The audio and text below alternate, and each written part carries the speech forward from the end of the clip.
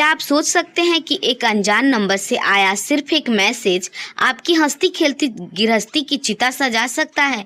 जिस रात मैंने उस अजनबी की फोटो देखी, मेरे हाथों की चूड़ियां ठंडी पड़ गई, क्योंकि उस स्क्रीन पर मेरा बीता हुआ कल नहीं बल्कि मेरी मौत का सौदा लिखा था। लोग कहते हैं इश्क अंधा होता है, पर मेरा इश्क तो कातिल निकला। जिस पति की लंबी उम्र के लिए मैं व्रत रखती थी, उसी के कमरे से आज मेरी कफन की महक आ रही थी। क्या वो गलत नंबर वाकई एक इत्तेफाक था या मेरे अपनों से मिलकर मेरी कब्र खोदी थी? आज की ये कहानी सुनिए, क्योंकि ये किसी और की नहीं, शायद आपके साथ भी ऐसा हो सकता है। शहर के सबसे ऊंचे और पॉश सोसाइटी की 15वीं मंजिल पर प्रिया अपने बालकनी में खड़े सूरज को ढलते देख रही थी। हाथ में कॉफी का मग था, लेकिन उसकी नजरें सड़क पर भागती गाड़ियों पर जमी हुई थी। बाहर से देखने वालों को लगता है कि प्रिया कितनी खुशनसीब है। शादी को 7 साल हो चुके थे। पति विक्रम शहर का जाना माना था और एक घर ऐसो आराम की कोई भी कमी नहीं थी। लेकिन इस चमक दमक के पीछे एक कड़वा सच था। विक्रम के लिए प्रिया केवल एक ट्रॉफी वाइफ बनकर रह गई थी। वह उसे महंगे गिफ्ट तो देता, लेकिन अपना वक्त नहीं। अक्सर रात के खाने की मेज पर प्रिया अकेली होती और विक्रम ऑफिस की फाइलों में डूबा रहता। उसी समय जब आसमान में काले बादल छाए थे और हल्की बूंदाबांदी शुरू हुई थी, प्रिया के फोन पर एक अनजान नंबर से घंटी बजी। उसने बेमन से फोन उठाया। हेलो। प्रिया की आवाज में एक अजीब सी थकान थी। अंजलि, मेरी बात सुनो, प्लीज फोन मत काटना। दूसरी तरफ से एक लड़खड़ाती भारी लेकिन बेहद सुरीली आवाज आई। उस आवाज में एक ऐसी तड़प थी जैसे कोई अपनी आखिरी उम्मीद से बात कर रहा हो। प्रिया सकपका गई। जी कौन? आप शायद गलत नंबर लगाए हुए हैं। नहीं अंजलि, मुझे पता है तुम गुस्सा हो, वो शख्स अपनी धुन में बोलता रहा। कल जो तुमने देखा वो सच नहीं था। मैं सिर्फ तुम्हारे लिए जीता हूँ। अगर तुमने मुझसे बात नहीं की तो मैं सचमुच कुछ गलत कर बैठूंगा। प्रिया के हाथ फोन पर ठिठक गया। वो चाहती तो तुरंत फोन काट सकती थी, लेकिन उस अजनबी के दर्द ने उसके अंदर के अकेलेपन को छू लिया। उसने धीरे से कहा, सुनिए, मेरा नाम अंजलि नहीं है, आपने गलत नंबर डायल किया है। दूसरी तरफ सन्नाटा छा गया। करीब 10 सेकंड तक कोई कुछ नहीं बोला। फिर एक गहरी सांस भरने की आवाज आई। ओह, आई एम सो सॉरी, मुझे लगा, दरअसल नंबर आखिरी 2 अंक एक जैसे हैं, मुझे माफ कर दीजिएगा, मैंने आपको परेशान किया। उस अजनबी का लहजा इतना सभ्य था कि प्रिया को बुरा नहीं लगा।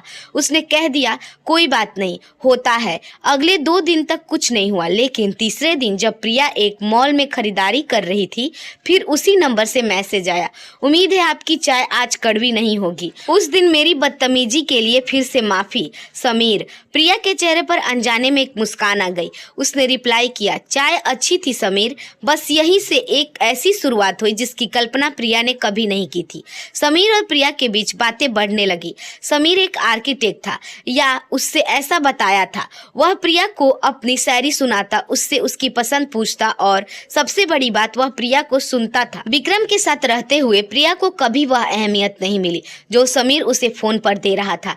समीर की बातें किसी नशे की तरह थी। वह अक्सर कहता, प्रिया कभी कभी गलत नंबर भी सही इंसान तक पहुंचा देता है। धीरे धीरे प्रिया समीर की आदी होने लगी। वह रात भर जाग कर समीर से चैटिंग करती, जबकि उसके बगल में लेटा विक्रम गहरी नींद में सो रहा होता। एक रात समीर ने मैसेज किया, प्रिया, क्या तुम्हें कभी लगा कि तुम किसी और जिंदगी के लिए बनी हो? ये बंद कमरे और सन्नाटे तुम्हारे लिए नहीं है। काश मैं तुम्हें देख पाता। प्रिया ने धड़कते दिल से अपनी एक फोटो उसे भेज दी। जवाब में समीर ने लिखा, तुम जितनी सुंदर हो उससे कहीं ज्यादा रहस्यमयी हो, मुझे तुमसे मिलना है। प्रिया डर गई। उसने आज तक अपनी लक्ष्मण रेखा नहीं लांघी थी, लेकिन समीर का जादू चढ़ चुका था। उसने मिलने का फैसला किया। समीर ने उसे शहर के किनारे एक पुराने कैफे द विंटेज में बुलाया। अगले दिन प्रिया सबसे सुंदर साड़ी पहनकर गहनों से सजी धजी कैफे पहुंची। उसका दिल जोर जोर से धड़क रहा था। जैसे ही उसने कैफे के अंदर कदम रखा, वहां धुंधली रोशनी थी। कोने वाली मेज पर एक शख्स पीठ घुमाकर बैठा था। प्रिया धीरे धीरे उसके पास पहुंची। समीर, वह शख्स, धीरे से मुड़ा। जैसे ही प्रिया ने उसका चेहरा देखा, उसके हाथ से उसका पर्स छूटकर उछलकर जमीन पर गिर गया।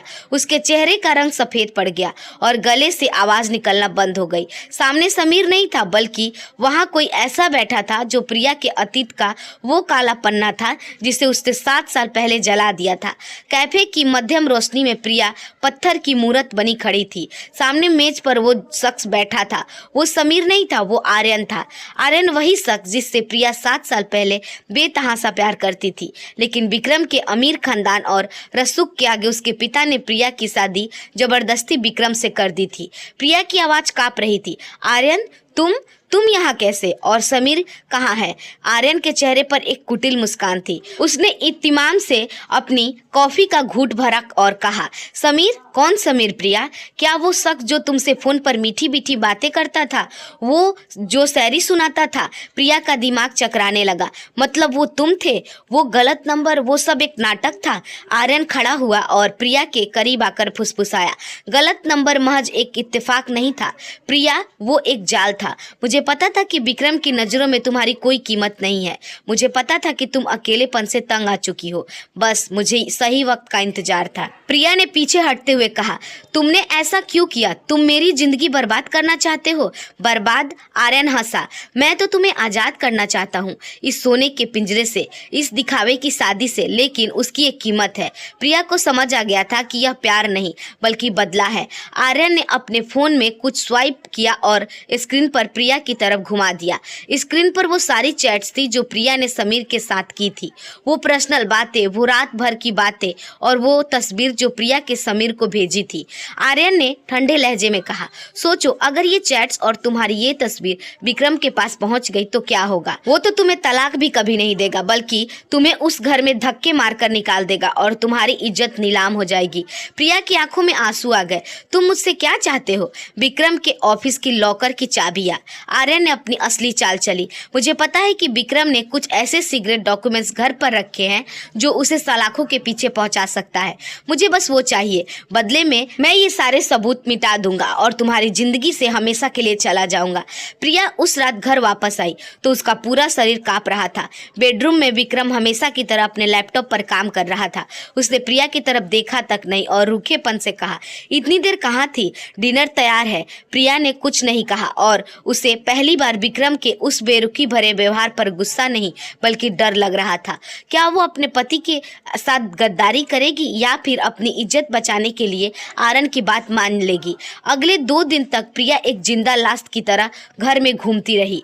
आर्यन के मैसेज लगातार आ रहे थे, कल रात तक मुझे वो फाइल चाहिए वरना पहली फोटो विक्रम के फोन पर होगी। तभी तीसरी दिन दोपहर को प्रिया की विक्रम की अलमारी में एक डायरी मिली। जब उसने उसे खोला तो उसके होश उड़ गए। उस डायरी में विक्रम ने पिछले 7 सालों का हिसाब लिखा था।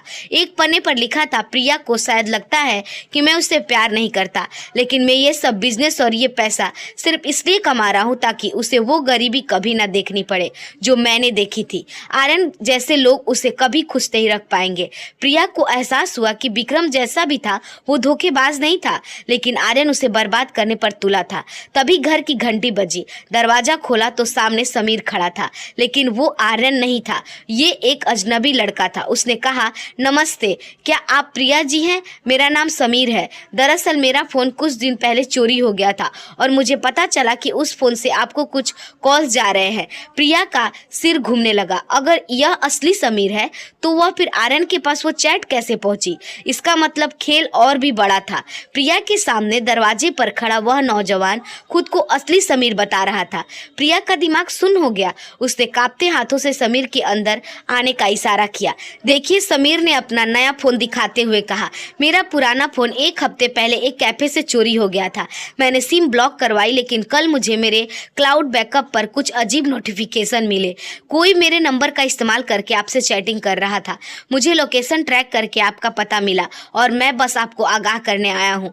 प्रिया ने लड़खड़ाती आवाज में पूछा, लेकिन वो शख्स मेरा अतीत जानता था। उसे पता था कि मैं कौन हूँ। अगर फोन चोरी हुआ था तो उसे मेरे बारे में इतनी जानकारी कैसे मिली? समीर ने गहरी सांस ली। इसका मतलब जिसने फोन चुराया वो इत्तेफाक नहीं था, वो आपको और आपके परिवार को बहुत पहले से जानता है।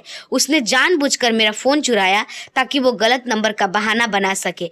प्रिया को अब समझ आ रहा था आर्यन ने यह सब अकेले नहीं किया था, लेकिन सवाल यह था कि आर्यन को कैसे पता चला कि समीर का फोन कब और कहां कैसे चोरी होगा। तभी बेडरूम से विक्रम के खांसने की आवाज आई। समीर घबरा गया। मुझे निकलना चाहिए। अगर आपके पति ने मुझे यहाँ देख लिया तो गलत समझेंगे, लेकिन याद रखिए वो शख्स खतरनाक है। समीर तेजी से बाहर निकल गया। प्रिया अभी संभली भी नहीं थी कि उसके फोन पर एक वीडियो मैसेज आया। उसने कांपते हाथों से प्ले किया। वीडियो में विक्रम अपने ऑफिस में किससे बात कर रहा था और सामने वाली कुर्सी पर पीठ घुमाकर कोई बैठा था। जैसे ही वो शख्स मुड़ा, प्रिया के हलक में जान अटक गई। वो आर्यन था। विक्रम और आर्यन साथ में ड्रिंक कर रहे थे और हंस रहे थे। वीडियो के नीचे आर्यन का मैसेज था, हैरान मत हो प्रिया, तुम्हारा पति और मैं पुराने बिजनेस पार्टनर है। उसे सब पता है। उसे पता है कि तुम एक अजनबी से रात रात भर बातें करती हो। उसने ही मुझे परमिशन दी थी मैं तुम्हें आजमाऊं और तुम फेल हो गई। प्रिया तुम एक झटके में उस पुराने प्यार की तरफ खींची चली आई। प्रिया का दिल टूटकर बिखर गया। क्या विक्रम ने अपनी ही पत्नी को फंसाने के लिए अपने दुश्मन से हाथ मिला लिया? क्या यह सब प्रिया को घर से बेदखल करने की एक चाल थी? रात को जब विक्रम घर आया तो उसके चेहरे पर एक अजीब सी शांति थी। उसने प्रिया की तरफ देखा और मुस्कुराते हुए पूछा, आज बड़ी उदास लग रही हो, क्या आज गलत नंबर नया नहीं आया? प्रिया की आंखों में आग उतर आई। उसने चिल्लाकर कहा, तुमने ऐसा क्यों किया विक्रम? आर्यन के साथ मिलकर मुझे बदनाम करने का खेल क्यों खेला? विक्रम ने अपनी फाइल मेज पर पटकी और उसकी आंखों में आंखें डालकर बोला, खेल मैंने नहीं तुमने शुरू किया था प्रिया। जब तुमने पहली बार उस अजनबी को गलत नंबर कहने के बजाय उससे बात आगे बढ़ाई थी, उसी वक्त तुमने इस रिश्ते को खत्म कर दिया था। मुझे बस ये देखना था कि तुम कितनी दूर तक जा सकती हो। प्रिया रोने लगी। वो मेरा अकेलापन था विक्रम, तुमने मुझे कभी वक्त नहीं दिया। वक्त की बात मत करो, विक्रम ने चीख कर कहा। आर्यन ने मुझे बताया था कि तुम आज भी उससे प्यार करती हो। मैंने उसे मौका दिया साबित करने का और तुमने साबित कर दिया। कल सुबह मेरे वकील आएंगे। तलाक के पेपर्स तैयार हैं। विक्रम कमरे से बाहर निकल गया। प्रिया टूटकर फर्श पर बैठ गई, लेकिन तभी उसके फोन फिर से बजा। इस बार कोई कॉल नहीं बल्कि एक पुराने ईमेल का नोटिफिकेशन था जो विक्रम के पर्सनल लैपटॉप से सिंक था। प्रिया ने जब वो ईमेल खोला तो उसकी रूह कांप गई। ईमेल में आर्यन ने विक्रम को लिखा था, काम हो गया है। प्रिया को यकीन हो गया है कि तुम उससे नफरत करते हो। अब जैसे ही वो घर छोड़ेगी तुम्हारा सारा बिजनेस और प्रॉपर्टी जो उसके नाम पर है वो मेरी हो जाएगी, जैसा हमने डील किया था। उसका एक्सीडेंट कुदरती लगना चाहिए। प्रिया को अब समझ आया कि असली खेल विक्रम और आर्यन के बीच नहीं था बल्कि कोई तीसरा ही था जो इन दोनों को एक दूसरे के खिलाफ लड़वा रहा था और प्रिया की जान लेना चाहता था। प्रिया ने पीछे मुड़कर देखा। विक्रम कमरे के दरवाजे पर खड़ा उसे ही देख रहा था, लेकिन उसकी आंखों में नफरत नहीं बल्कि खौफ था। उसने धीरे से कहा, प्रिया भागो यहाँ से, ये घर सुरक्षित नहीं है। विक्रम की आवाज में खौफ देकर प्रिया सुन रह गई। विक्रम तुम क्या कह रहे हो? भागो मतलब? तुम और आर्यन तो मिले हुए हो ना? विक्रम तेजी से प्रिया के पास आया और उसका हाथ पकड़कर उसे बेडरूम के एक गुप्त कोने की तरफ ले गया। प्रिया मेरे पास समझाने का वक्त नहीं है। आर्यन ने मुझे ब्लैकमेल किया था कि अगर मैंने तुम्हारा साथ दिया तो वो तुम्हें मार देगा, लेकिन मुझे अभी पता चला कि आर्यन अकेला नहीं, इस पूरे खेल के पीछे कोई और है जो हम दोनों की बर्बादी चाहता है। तभी पूरे घर की बिजली गुल हो गई। अंधेरे में सिर्फ प्रिया के फोन की स्क्रीन चमक रही थी। एक नया मैसेज आया, अलविदा प्रिया और विक्रम। अचानक घर के मुख्य दरवाजे के टूटने की आवाज आई और प्रिया और विक्रम सांस रोककर अंधेरे में छिप गए। भारी जूतों की आहट सुनाई दे रही थी। वह शख्स धीरे धीरे बेडरूम की तरफ बढ़ रहा था। बाहर आ जाओ प्रिया, अब छिपने से कुछ नहीं होगा। एक जानी पहचानी आवाज गूंजी। प्रिया का कलेजा मुंह को आ गया। यह आवाज न आर्यन की थी, न विक्रम की और न ही उस असली समीर की। यह आवाज थी विक्रम के छोटे भाई सुमित की। सुमित हाथ में टॉर्च और रिवॉल्वर लिए कमरे में दाखिल हुआ। टॉर्च की रोशनी सीधे प्रिया के चेहरे पर पड़ी। प्रिया चीखी, सुमित तुम? लेकिन तुम तो विदेश में थे। सुमित पागलों की तरह हंसा, विदेश? मैं तो यहाँ था भाभी माँ। पिछले 3 महीने से मैं समीर बनकर तुमसे बात कर रहा था। वो जो समीर तुमसे मिलने आया था वो मेरा ही दोस्त था, जिसे मैंने नाटक करने के लिए भेजा था ताकि तुम्हें शक ना हो। विक्रम अंधेरे से बाहर निकला। सुमित ये क्या पागलपन है? तू ऐसा क्यों कर रहा है? पागलपन? सुमित की आंखों में खून उतर आया। पापा ने सारी जायदाद तुम्हारे और प्रिया के नाम कर दी क्योंकि उन्हें लगता था कि मैं बिगड़ैल हूँ। अगर प्रिया मर जाती और तुम जेल चले जाते तो ये सारा साम्राज्य मेरा होगा। आर्यन तो सिर्फ मेरा मोहरा था जिसे मैंने लालच देकर तुम्हारे खिलाफ खड़ा किया था। समीर ने ट्रिगर पर उंगली दबाई। अब खेल खत्म। धाएं करके एक गोली चली। प्रिया ने डर के मारे आंखें बंद कर ली, लेकिन जब उसने आंखें खोली तो देखा कि सुमित जमीन पर गिरा हुआ था। उसके हाथ से खून बह रहा था। दरवाजे पर पुलिस खड़ी थी और उनके साथ वही असली समीर खड़ा था। पुलिस इंस्पेक्टर ने कहा, मिस्टर विक्रम, अच्छा हुआ आपने समय पर हमें इन्फॉर्म कर दिया और अपनी पत्नी को बचाने के लिए रिस्क लिया। दरअसल विक्रम को आर्यन और सुमित की साजिश का एहसास पहले ही हो गया था। उसने प्रिया को बचाने के लिए आर्यन के साथ हाथ मिलाने का नाटक किया था ताकि वो असली मास्टरमाइंड सुमित तक पहुंच सके। वो जो ईमेल प्रिया ने देखा था वो विक्रम ने जानबूझकर उसे पढ़वाया था ताकि प्रिया सचेत हो जाए और सुमित को लगे कि उसका प्लान कामयाब हो रहा है। विक्रम ने प्रिया को गले लगा लिया। मुझे माफ कर दो प्रिया, मैंने तुम्हें बहुत नजरअंदाज किया।